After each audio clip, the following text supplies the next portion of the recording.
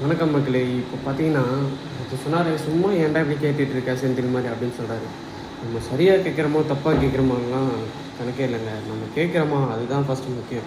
ஏன்னா நம்ம எவ்வளோ படிப்படுறோமோ அவ்வளோக்கு அவ்வளோ நமக்கு தெளிவுகள் கிடைக்கும். அதுக்கான நன்மையும் நமக்கு கிடைக்கும். ஓகேங்களா? அவர் சொன்னால் மக்களோட மக்களாக ஒத்து போகிறது தான் நமக்கும் நல்லது அப்படின்னு சொல்கிறார். நம்ம மட்டும் தனியாக கேட்டு இங்கே எதையும் மாற்ற முடியாதுன்னு சொல்கிறாரு. கரெக்டு தான், ஒத்துக்கிறேன். ஆனால் நம்ம நாட்டில் பார்த்தீங்கன்னு வைங்களேன், இலவசமாக எது கிடைக்குமோ அதெல்லாம் காசுக்கு விற்பனை பண்ணிகிட்ருக்காங்க. விற்பனை கொடுக்க வேண்டியதெல்லாம் இலவசமாக கொடுத்துட்ருக்காங்க. ஓகேங்களா? அதுவும் இப்போது இலவசமாக நமக்கு கொடுக்குறது எல்லாமே கம்மியான பொருட்கள். ஓகேங்களா? இலவச மருத்துவன்ட்டு சொல்கிற மட்டும்தான் செய்வாங்களே தவிர யாருமே கொடுக்கல. இப்போ வரைக்குமே அத்தியாவசிய பொருள்லேருந்து எல்லாமே, மருந்துலேருந்து எல்லாத்துக்குமே, அதாவது மருத்துவமனையிலேருந்து நமக்கு கிடைக்க வேண்டிய சிகிச்சைலேருந்து எல்லாமே பார்த்திங்கன்னா அதிகபட்ச காசுகள் தான். அதில் எவ்வளோ ஏற்றுனாலும் யாருமே கேட்க மாட்டாங்க.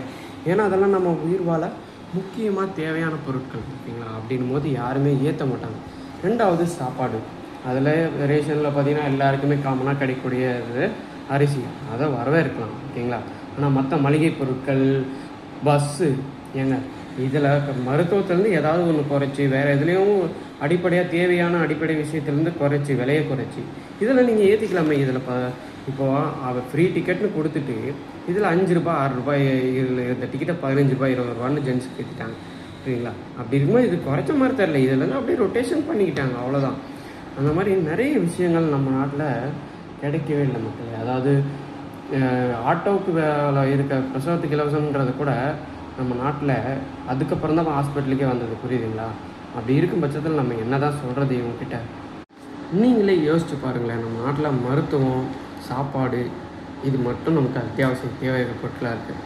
எல்லாருக்குமே வீடு, அதாவது இப்போ ஆல்ரெடி காசு இருக்கவங்க தான், சொத்து இருக்கவங்க தான் நிறைய புறம்போக்கு நிலத்துலையுமே பட்டா வாங்கி இது பண்ணிகிட்ருக்காங்க. ஏழை எளிய மக்களுக்கு இன்னுமே நிறைய வீடு இல்லாமல் தான் போயிட்டுருக்கு. புரியுதுங்களா?